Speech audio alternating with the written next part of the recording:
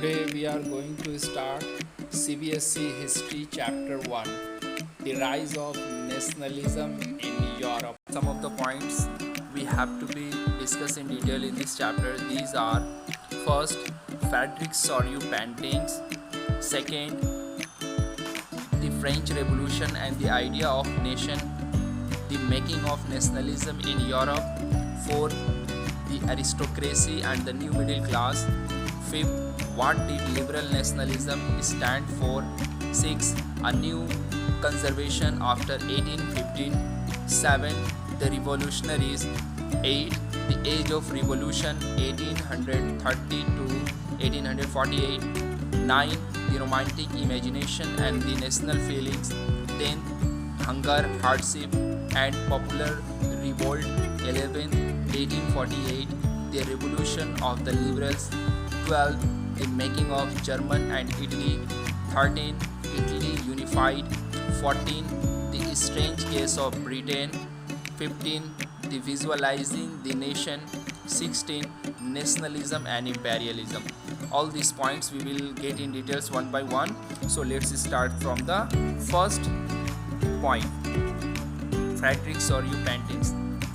In 1848, Frederick Sorio, a French artist, prepared a series of 4 prints visualizing his dream of a world made up of democratic and social republic as he called them. 1848 में Frederick Sorio, एक French artist, उसने 4 series का एक paintings बनाया और उसमें उसने दिखाया अपने ख्वाब को बनता हुआ कि मेरा ख्वाब डेमोक्रेटिक और सोशल रिपब्लिक का वो कहता था.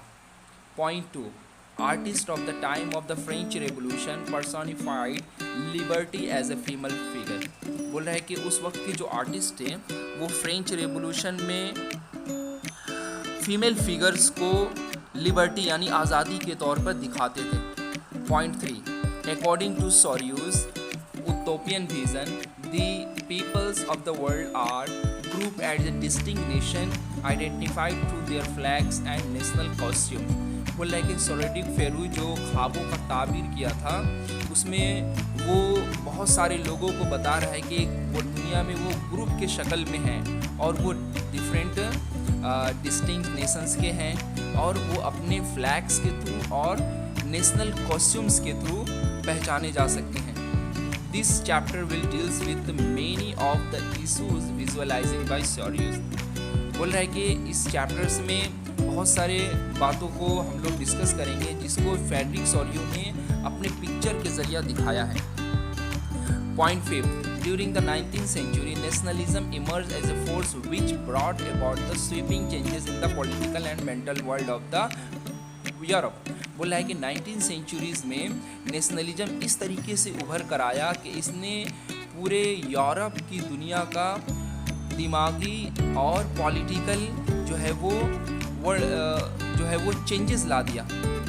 Point 6, the end result of this changes was emerge of national state in the place of the multinational dynamic empire of Europe. बोल रहा है कि और इसके रिजल्ट में ये हुआ कि नेशन स्टेट जो है वो चेंज होता चला गया. ओके, बहुत सारे जो मल्टी नेशनल डायनेस्टिक एम्पायर हुआ करती थी यूरोप के अंदर में. Point 7, a modern state in which the centralised power exercised by sovereign control over a clearly defined territory had been develop over a longer periods of time in Europe. बोल रहा है कि एक मॉडर्न स्टेट जो कि centralise power के through एक control के अंदर में होता था, जिसमें बताया गया कि बहुत सारी टेरिटरीज हुआ करती थी और इस तरीके से बताया गया कि बहुत ही लंबे पीरियड्स के बाद यूरोप में आया था. Okay. Point 8, but a nation states was one in which a majority of its citizens and not only its rulers came to be developed sense of common identity and shared history or descent. बताया जाता है कि nation state जो था एक majority था बहुत सारे सिटीजन्स का. ठीक है, इसमें ना ही कोई रूलर था और ना ही बताया जाता है कि लोगों के अंदर जो कॉमन आइडेंटिटी थी वो एक तरीके से लोगों के अंदर जो है वो शेयर होती थी। ओके, इसी को हम लोग नेशन स्टेट्स कह सकते हैं with the groups of people. Point 9, this chapter will look at the diverse process through which nation state and nationalism came into being in the 19th century।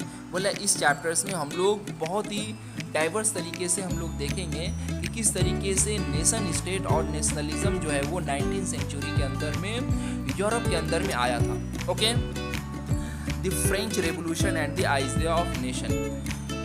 Point 1, the first clear expression of nationalism came with the French revolution in 1789। बोला पहला जो nationalism का जो idea था वो French revolution से ही निकल कर आता है, जो कि 1789 में हुआ था। Point 2, the political and constitutional changes that came in the wake of the French Revolution lead to the transfer of sovereignty from the monarchy to the body of the French citizens।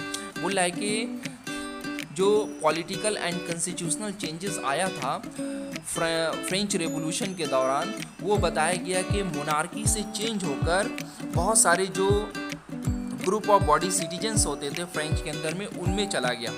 Okay, point 3, the idea of le patrie, the fatherland and the le citoyen the citizen emphasis the nation of a united community enjoying equal right under a constitution.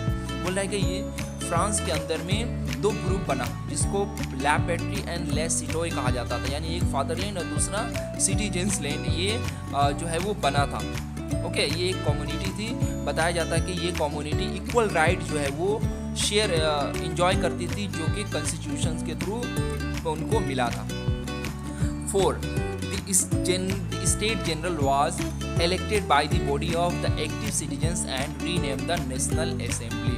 बताया गया कि जो वहाँ पर general states हुआ करते थे या स्टेट जनरल जो होता था उसको वो बताया गया कि चेंज होकर नेशनल असेंबली में चेंज हो गया, जिसके जो मेंबर हुआ करते थे वो इलेक्टेड होकर आते थे। Okay, point 5, internal custom duties and dues were abolished and uniform system of weight and measure was adopted.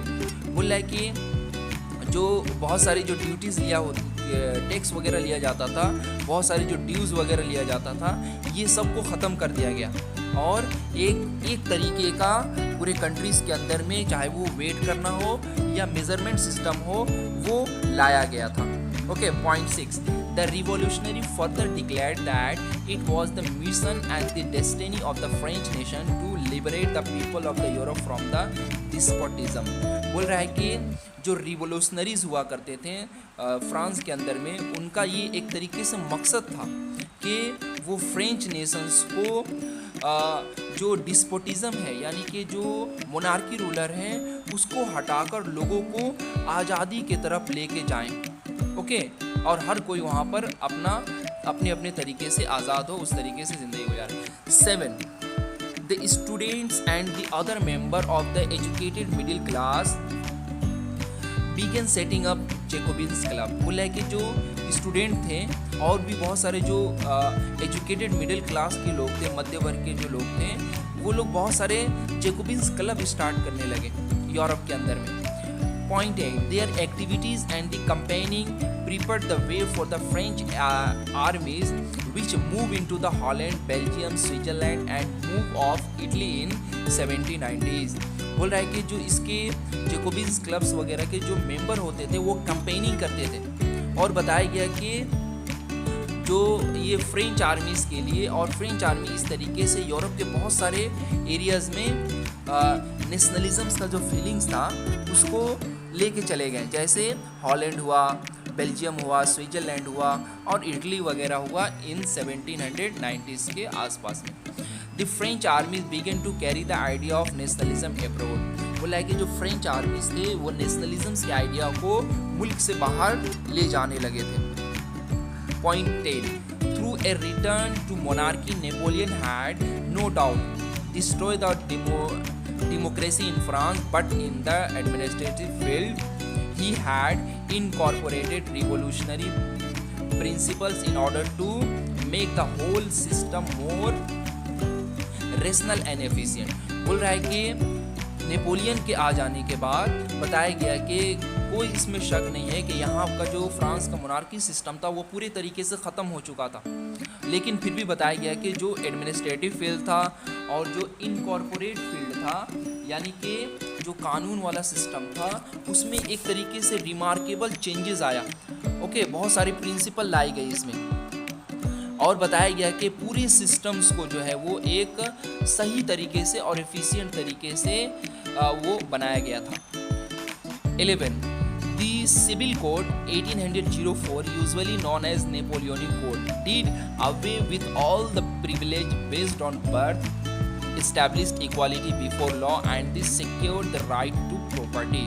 बोला है कि सिविल कोड 1809 जो कि नेपोलियनिक कोड के नाम से जाना जाता था, इसने जितने भी जो प्रिविलेज थे, यानी कि जो पैदाइशी तौर पर लोग फ़ायदा पाते थे, और साथ में बताया जाता है कि ये सभी को इसने ख़त्म कर दिया और हर किसी को इक्वलिटी ला दिया, यानी कि इक्वलिटी ला दिया कि लॉ के आगे जो है वो सभी कोई इक्वल है, और जो है हर कोई जो है अपना प्रॉपर्टी जितना चाहे वो रख सकता है। Okay, right to property.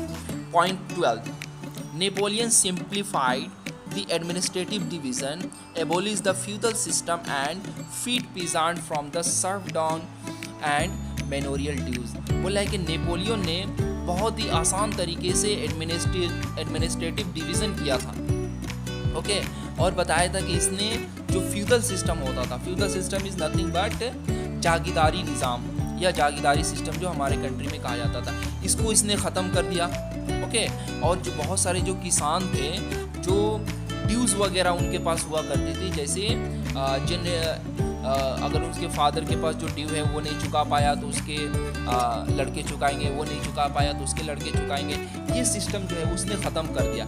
इसके अलावा बहुत सारे जो बॉन्डेड लेबर हुआ करते थे जिनको सर्वडाउन कहा जाता था, उनको इसने जो है वो ये सब सिस्टम उसने ख़त्म कर दिया। Point 13. Transport and communication system were improve. बोला है कि नेपोलियन आ जाने के बाद ट्रांसपोर्टेशन सिस्टम और कम्युनिकेशन सिस्टम में बहुत हद तक वृद्धि हुई, बढ़ावा किया गया। Point 14. Businessman and the small scale produce of the goods in particular began to realize that uniform law, standardized weight and measures, and a common national currency would facilitate the movement and exchange of goods and capital from one region to another.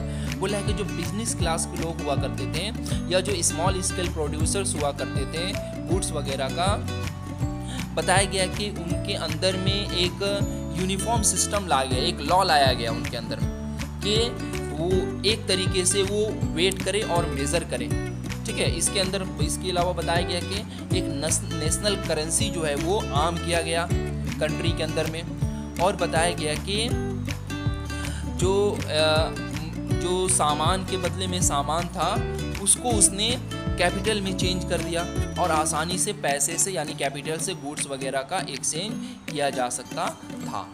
Okay, point 15. In many places such as Holland and Switzerland, Brussels, Mainz and Milan, Marseille, the French armies were welcome as a harbingers of the liberty.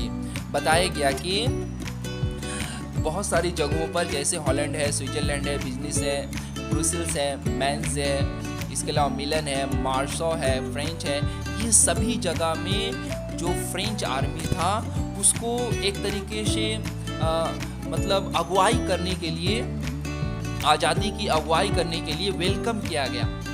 Okay, point 16. It become clear that the new administrative arrangement did not go hand in the hand with the political freedom. इसका मतलब ये था कि जो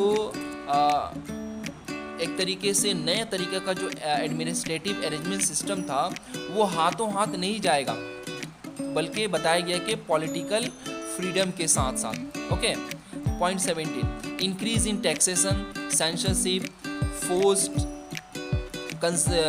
conscription into the French army is required to conquer the rest of the Europe. All this seem to be the outweighs the advantage of the administrative changes. बताया गया कि tax को बढ़ाया गया था, सेंसरशिप करवाया गया था। ओके, इसके अलावा बताया गया कि जो फ्रेंच आर्मीज़ वगैरह हुआ करते थे वो पूरे यूरोप को कन्कर करना चाहते थे, उसके ऊपर कब्जा करना चाहते थे। और इस तरीके से बताया गया कि वो लोग outweigh of the advantages of the administrative changes. इस तरीके से जो सुने नेपोलियन ने जो एडमिनिस्ट्रेटिव चेंजेस लाया था वो एक तरीके से नुकसान होने लगा फ्रेंच को और यूरोप को। Okay, now we are moving to the other point, the making of nationalism in Europe. Nationalism जिसका मतलब होता है कंट्री के प्रति अपना भावना, ओके, श्रद्धा हम कह सकते थे। तो बताया गया कि यूरोप के अंदर में किस तरीके से नेशनलिज्म जो है वो बना था। Point 1, Germany, Italy and Switzerland were divided into kingdom, duchess and cantons were ruler had their autonomous territories. बताया गया कि जर्मनी के अंदर में और इटली के अंदर में और स्विट्जरलैंड के अंदर में बहुत छोटे छोटे किंगडम्स थे। ओके, बहुत सारी डचीज थी, बहुत सारी कैंटन्स थी। ओके, ये सभी एरियाज़ में बताया जाता है कि रूलर्स जो है वो रूलिंग करते थे अपने टेरिटरी के हिसाब से।